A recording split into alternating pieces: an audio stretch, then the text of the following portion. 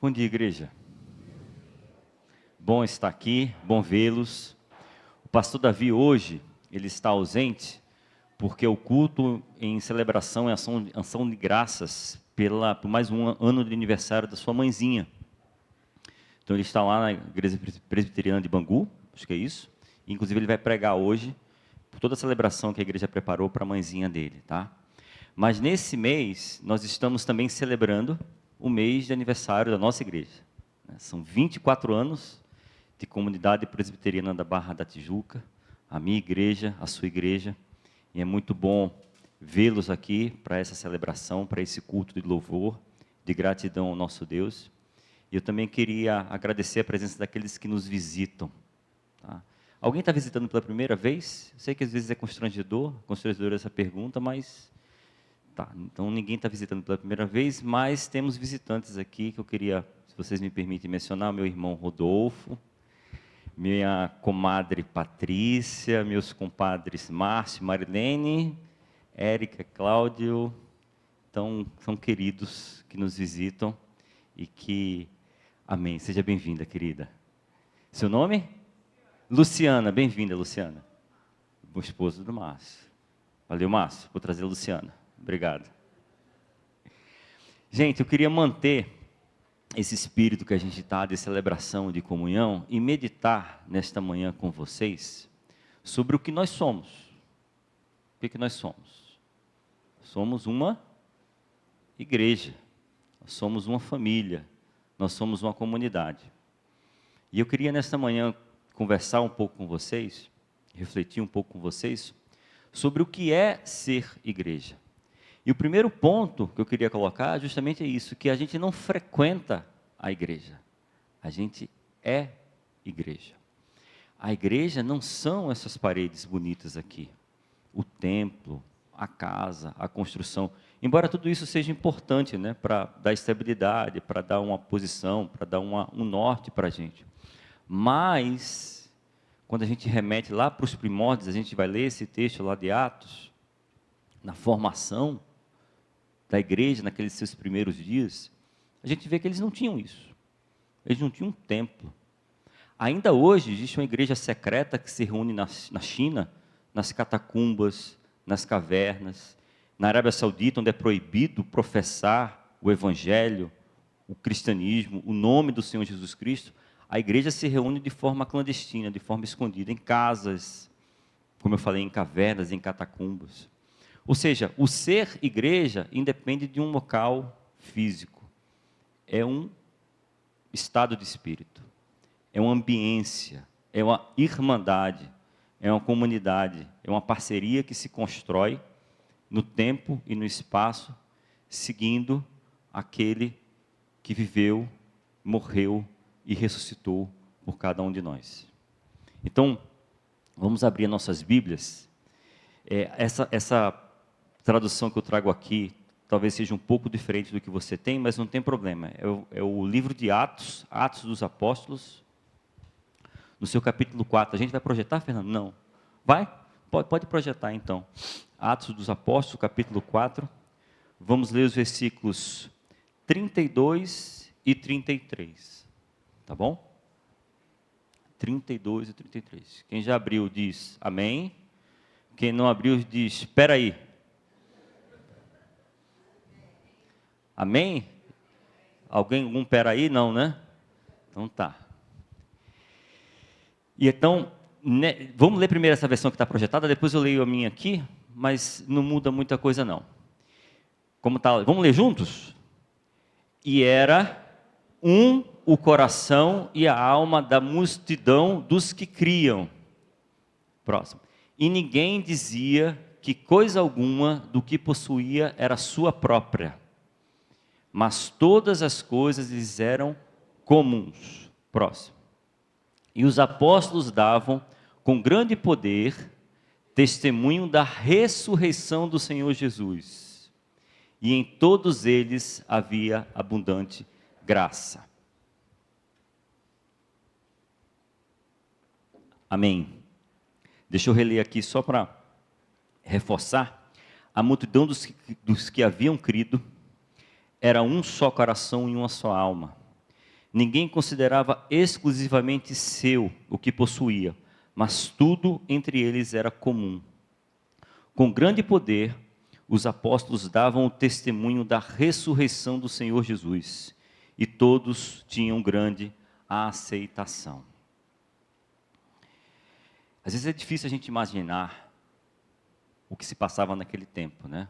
Hoje, na aula da nossa maravilhosa aula de manhã com o mestre Márcio, ele falava de um filme que fala sobre o apóstolo Paulo. Paulo estava preso numa catacumba e ele, o filme tenta ser o mais fiel possível ao que acontecia naquele tempo. Mas é difícil a gente imaginar. Mas eu queria fazer esse exercício de imaginação com vocês, antes da gente falar sobre esse texto, né? Jesus havia morrido, havia ressuscitado e havia partido. Aquela igreja estava órfã, sem o seu Senhor. Havia apenas aqueles apóstolos que haviam caminhado com Jesus, alguns discípulos que haviam caminhado com eles, e era tudo muito novo. Havia um poder naquela região, que era o Império Romano, que dominava. Não era uma democracia, não era uma liberdade que a gente vive hoje no Brasil, era uma coisa bem diferente do que a gente tinha. E as pessoas que professavam aquela fé em Jesus Cristo eram perseguidos. Eram presos, como foi o caso do apóstolo Paulo, que o mestre Márcio hoje citou. Eram muitas vezes levados aos leões no Coliseu, serviam de espetáculo. Tinham as suas casas invadidas, espoliadas. Agora imagina, você falar de um homem. Jesus tinha convivido há poucos anos atrás, há poucos dias atrás, há poucos meses atrás. Era um homem como um cidadão comum daquele tempo. Jesus era um nome comum. O fato dele se proclamar Messias era uma coisa comum naquele tempo também. Ele tinha morrido como um malfeitor, como um vilão, pregado na cruz, que era o pior pena que poderia alguém receber. E aí aparece um grupo diminuto, pequeno, de pessoas, pregando majoritariamente a judeus, que acreditavam no Deus único, dizendo, aquele homem que morreu como malfeitor na cruz, depois de 3 dias ele ressuscitou. E ele é Deus, o Deus de Abraão, o Deus de Isaac e o Deus de Jacó, que se fez homem, que se fez gente.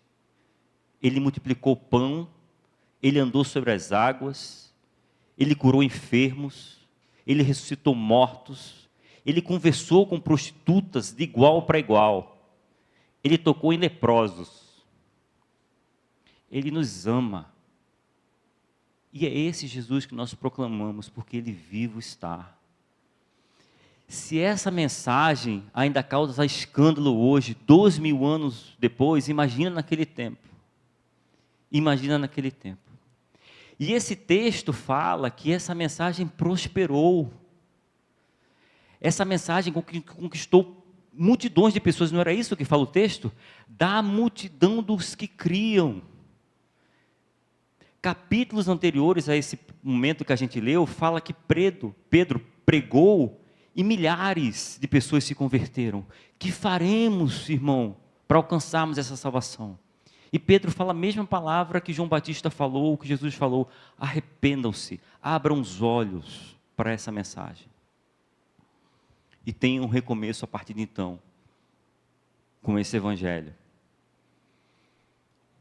E essa multidão dos que cresciam, que comungavam dessa mesma fé, que se reuniam, que partilhavam esse pão, que anunciavam esse Jesus Cristo, nesse livro de Atos, que conta essa história maravilhosa desses primeiros dias, desse ser igreja, há 3 palavras que se repetem e que para mim mostram de forma muito completa o que é ser igreja. E é sobre essas 3 palavras que eu quero tratar com vocês. Ao mesmo tempo que a gente fala sobre isso, eu quero que a gente faça uma reflexão. Até que ponto a gente está vivendo essa experiência real, evangélica, do que é ser igreja? Quais são essas 3 palavras? Do original, koinonia, comunhão. Eles comungavam, eles viviam em comunhão. A segunda palavra, diaconia, de onde vem a palavra diácono. Aquele que serve. Eles serviam. Eles amparavam. Eles acolhiam. eles incluíam. E a terceira palavra, querigma, proclamação. Eles proclamavam a ressurreição histórica, corpórea, indubitável, inquestionável do Senhor Jesus Cristo. Em cada uma dessas palavras há uma oportunidade e há uma ameaça. Há um caminho que a gente pode e deve trilhar, mas é uma armadilha da qual a gente deve desviar. Tem uma janela que se abre para a gente, mas também tem um fosso, que a gente não cuidar, se a gente não cuidar, a gente pode cair. Quais são essas oportunidades e ameaças? Em primeiro lugar, quando a gente fala de comunhão, desse partir o pão, de viver essa experiência comunitária, a ameaça que sempre se coloca diante de nós é que isso se torne uma coisa tão boa, tão gostosa, tão prazerosa, que a gente se fecha e se torna um clube social. É uma igreja muito bonita, muito amável, muito acolhedora, muito prazerosa, mas a gente fica vivendo esse círculo vicioso só no nosso meio. A gente fala uma palavra que poucas pessoas entendem, a gente tem uma rotina que poucas pessoas conseguem se encaixar, a gente estabelece padrões e critérios e julgamentos, em que dá muito certo para a gente, que tem esse tipo de pensar, que tem esse tipo de conduta, mas que não faz muito sentido, que não toca a realidade das pessoas que estão fora. Nós vivemos uma gaiola de Faraday, uma coisa hermética, muito fechada, muito legal, muito gostoso, mas só para a gente que está aqui dentro. E nós somos chamados pelo nosso Senhor para sermos sal e para sermos luz. E o sal não salga a menos que esteja fora do saleiro. É bom viver como sal dentro do saleiro, mas para que serve um sal eternamente, gostosamente, comodamente dentro do saleiro? O papel da luz, antes de brilhar, ou mais apenas do que brilhar, é iluminar. Nós não brilhamos para nós mesmos, para uma selfie. Nós devemos brilhar mais do que tudo e sobretudo para proclamar esse Jesus Cristo para todos aqueles que estão ao nosso derredor. Eu lembro daquela passagem lá em Mateus, em que os discípulos estavam com Jesus Cristo naquele monte da transfiguração, né? Mateus capítulo 17, e eles falaram assim, cara, como é bom estar aqui. Pedro fala para Jesus, vamos fazer uma tenda. Viu aquela maravilha de Jesus transfigurado, Moisés, Elias aparecendo, Jesus conversando com eles. Ele falou, é um céu na terra, não vamos sair daqui não, vamos fazer uma tenda. E o texto lá de Mateus, capítulo 17, fala que no dia seguinte, Jesus desceu o monte e curou pessoas, expulsou demônios, se cansou, andou. E é isso, gente. Nós não devemos fazer tendas e ficarmos eternamente aqui acomodados. Esse momento aqui, como eu gosto de falar, é um momento de pit stop de uma corrida. É o momento da gente parar, recarregar as baterias, repor combustível e partir. Porque a corrida ganha lá fora, no nosso dia a dia, seja na nossa casa, seja no nosso trabalho, seja na rua, no ônibus, no trem, no metrô, numa viagem, em qualquer momento que a gente esteja. É ali que a vida acontece. É ali que as coisas se realizam. E é ali que a gente deve testemunhar, mais do que tudo. Quando essa igreja nasceu, antes mesmo de Atos, lá atrás, Jesus perguntou para os seus discípulos, quem as pessoas dizem que eu sou? Eles responderam, uns dizem que o Senhor é Elias, outros dizem que é João Batista, outros dizem que é um profeta. Aí Jesus para e fala assim, e vocês? Quem vocês dizem que eu sou? E aí Pedro toma a frente e fala, tu és o Cristo, o Filho do Deus vivo. Então Jesus diz, você é bem-aventurado, você é feliz, Pedro, porque essa revelação não vem de você, não foi carne, não foi sangue que te deu esse insight. Isso aí é algo que vem de Deus, que te revela, que tira o véu, que te faz perceber essa realidade. E ele faz um trocadilho, você é Pedro, Cefas ou Kefas, pedrinha, mas sobre esta pedra, ou seja, sobre esta sua revelação de que eu sou Cristo, Filho do Deus vivo, eu vou edificar a minha igreja. A minha igreja, aqueles que são chamados para fora, eclésia no original. E as portas do inferno não vão prevalecer contra ela. E a gente sai para fora, gente, desculpe a redundância, com essa certeza de que as portas do inferno não vão prevalecer contra nós. Porque além dessa comunhão, nós temos também um chamado, que é o serviço. E aí eu entro no segundo ponto. Servir. Servir nessa convicção de como nós cantamos aqui, de que nós somos corpo de Cristo. Paulo usa essa analogia, essa figura, várias figuras que ele usa, né, para tratar da igreja. Uma delas ele compara com o corpo humano. Ele coloca Jesus como a cabeça e toda a igreja como corpo. E o corpo deve seguir, ou deve servir, ou deve continuar aquilo que a cabeça faz, aquilo que a cabeça comanda. Então nós, como corpo de Cristo, nós temos o privilégio de seguir adiante, de tocar adiante aquele ministério maravilhoso que Ele começou. De servir, de amparar, de incluir, de anunciar o reino de Deus aqui. O perigo disso é quando essa mensagem, esse serviço, se torna apenas uma questão exclusivamente social.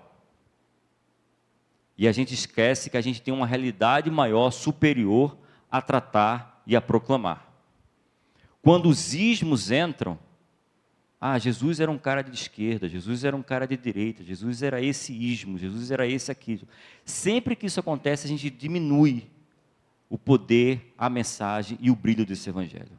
Jesus não era nada disso, gente. Ele era filho e ele é filho de Deus. E qualquer rótulo que a gente coloque aí é diminuir o poder, a eficácia e o alcance desse evangelho. É muito importante que a gente faça ação social. Isso é fundamental. Nós fazemos aqui na igreja. O Dá-lhes de Comer é uma obra belíssima. E nós devemos continuar isso. Nós temos que cobrir o nu, nós temos que fartar o faminto, nós temos que acolher aquele que está aflito, nós temos que levar alimento, nós temos que levar mantimentos, isso aí tudo faz parte do nosso serviço. Mas nunca, jamais percamos a perspectiva de que nós estamos trabalhando com coisas e com a dimensão sobrenatural e eterna. E que o maior alimento que nós podemos e devemos dar às pessoas é a palavra de Deus. Porque nem só de pão viverá o homem, mas de toda a palavra que procede da boca do Senhor. E isso, como eu falei, gente, é um privilégio. Ser corpo, ser mão, ser voz, ser instrumento de Jesus Cristo aqui na terra. É pensar de que quando nós fazemos isso, nós não fazemos de forma isolada, porque nós fazemos na certeza, na convicção de que é Ele que fortalece as nossas mãos. A promessa é, onde 2 ou 3 estiverem reunidos em meu nome, ali eu estarei. Quando os apóstolos foram chamados, lá o Evangelho de Marcos, capítulo 3, versículo 14, fala isso. Em primeiro lugar, eles foram chamados para estarem juntos com Jesus Cristo. E chamou os apóstolos para estarem com Ele, para proclamarem o Evangelho e aí para fazer todas as boas ações que fizeram. Então, nessa convicção de que, em primeiro lugar, nós estamos juntos com Jesus e que nós estamos levando adiante aquela obra maravilhosa que Ele começou, é que nós devemos servir a todos quantos chegam aqui na nossa comunidade. E ir a todos quantos Deus nos leve a alcançar. Mas sempre nessa perspectiva de que somos mãos, de que somos braços, de que somos voz, daquele que nos chamou e que nos arregimentou. A diaconia, o serviço, deve ser feito sempre nessa perspectiva, da proclamação, da anunciação do Evangelho.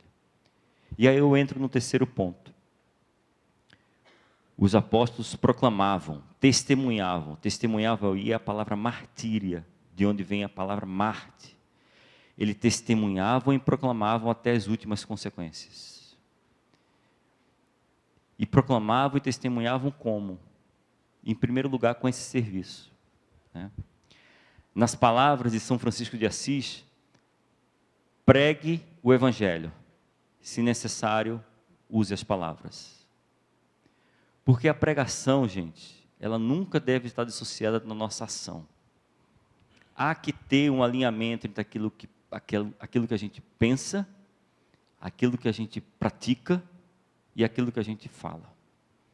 De outra sorte, não tem como a gente falar o Evangelho de Jesus Cristo. O padre Antônio Vieira, no sermão da 60ª, falava que não tem como a semente que a gente semeia prosperar, se a palavra que a gente fala já vai refutada pelas nossas ações diárias. Se no momento que a gente fala, o que a gente pratica é outra coisa, essa palavra já é natimorta. Não tem como prosperar. Então a gente tem que proclamar o Evangelho. Como? Vivendo o Evangelho. A gente tem que proclamar que Jesus ressuscitou. Como? Vivendo a certeza, a convicção de que Jesus ressuscitou. A gente tem que proclamar essa mensagem maravilhosa. Como? Vivendo essa mensagem maravilhosa. Eu gosto de lembrar daquela frase que os profetas Elias e Eliseu falavam quando eles se colocavam dentro dos reis, o rei Acabe, né? 1 Reis 17:1, 18:5 e 2 Reis 2:14, se não me engano. Eles falavam assim: tão certo como vive o Senhor Deus de Israel, diante de cuja face estou. O que muda na nossa vida se a gente tem essa convicção de que Deus primeiro está vivo? Jesus Cristo está aqui, gente, no nosso meio. O que isso muda no nosso falar, no nosso agir, no nosso pensar, no nosso decidir? Ele está aqui. E segundo, diante de cuja face estou? Eu estou diante dele. Eu estou nu diante dele. Eu sou um eterno flagrante para ele. Não há nada que eu possa esconder. Não há nada que eu possa camuflar. Tão certo como vive o Senhor Deus de Israel, diante de cuja face eu estou. Se essa for uma convicção diária na nossa vida, o que muda? Como é que é a nossa relação com o chefe? Como é a nossa relação com o meu colega de trabalho? Como é que é a minha relação com a minha esposa, com o meu marido, com o meu filho? Como eu vou tratar a minha secretária? Como é que eu vou tratar o motorista do ônibus? Como é que eu vou tratar aquele camarada que pisa sempre no meu calo? Se naquele momento eu tiver convicção, tão certo como vive o Senhor Deus, diante de cuja face eu estou. A nossa proclamação do Evangelho deve sair a partir disso, gente. E a ameaça que a gente sempre tem é quando a gente dilui essa mensagem. Em lugar de falar desse centro que eles falavam, que era a ressurreição de Jesus Cristo, que é a sua morte vicária, substitutiva, final, e a gente começa a falar sobre liturgias, doutrinas, ensinos, filosofias, e um sem número de coisas que não param, que são coisas periféricas. E a história da igreja é uma história, mais que tudo, dessas coisas. E daí redundam, como a gente vê, como é que um evangelho que começou como um evangelho de amor, de graça, terminou em inquisição, terminou em cruzada. Como é que terminou? Justamente por se perder nesses caminhos, dessas franjas, dessas coisas que vão derivando, que começa com 1 grau, 2 graus, mas ao longo do caminho se torna uma coisa imensa, muito longe daquele caminho inicial, muito longe daquela realidade inicial. E esse é um perigo que todos os dias nos assalta. Basta ver essa promiscuidade recente que a gente teve aqui no Brasil, entre religião e política, entre evangelho e coisas desse mundo. Não, o reino que Jesus veio estabelecer não é visível aos nossos olhos, pois que ele se instala nos nossos corações. O reino de Deus está instalado nos seus corações, e isso é a palavra do Senhor Jesus Cristo. Não virá o reino de Deus em visível aparência. Então, essa é a ameaça que dia a dia nós temos que refutar, desviar, nos proteger e nos guardar. E mantermos firmes, como nós vimos hoje, na sã doutrina, na carta que Paulo escreve a Timóteo. aquilo que ele recebeu, aquilo que ele deve passar. E o centro é: Jesus Cristo é o Cristo vivo, é o Deus vivo, que morreu e ressuscitou por nós, para cada um de nós. Essa é a grande proclamação. Eu cheguei nessa igreja há 10 anos atrás, 2010. Diferentemente do mestre Márcio, ele usou a figura do exílio, né? Quando ele saiu de Brasília para vir para cá. Eu saí de Recife para cá, para conquistar, para colonizar o Rio de Janeiro. Como um pernambucano megalomaníaco, né? Vocês sabem que Pernambuco tem essa mania, né? Então lá, se vocês forem visitar Recife, vocês vão fazer um passeio de catamarã por baixo das pontes, vocês vão aprender que os dois rios que cortam a cidade, o Beberibe e o Capibaribe, se juntam e juntos eles formam o Oceano Atlântico. Isso é básico de quem vai conhecer Recife. Das primeiras lições que você aprende, que lá nasce o Oceano Atlântico, dos dois rios que cortam a cidade. Então, muito bem. Então, a gente veio aqui de coração aberto para o Rio e fomos muito bem recebidos para o Rio de Janeiro. Desde então, a gente fala que o Rio é a cidade maravilhosa pelo Pão de Açúcar, pelo Corcovado, pela Baía de Guanabara, mas antes e acima de tudo por conta de vocês, cariocas. Nós ficamos apaixonados, nosso filho mais novo nasceu aqui, é carioca, né? E nós encontramos a CPBT, que desde então é nossa igreja do coração. Eu estou nessa caminhada do Evangelho desde os 15 anos de idade, então já lá se vão 35 anos. A minha esposa, que é muito mais nova que eu, está por aí também, né? Esse tempo de caminhada do Evangelho. Mas fato é que antes da CPBT nós não tivemos sempre uma igreja, uma experiência boa de convívio ou de relação, né, de igreja, por vários fatores, vários fatores. E aqui na CPBT, gente, há 13 anos atrás, desde 2010, nós aprendemos com vocês o que é ser igreja.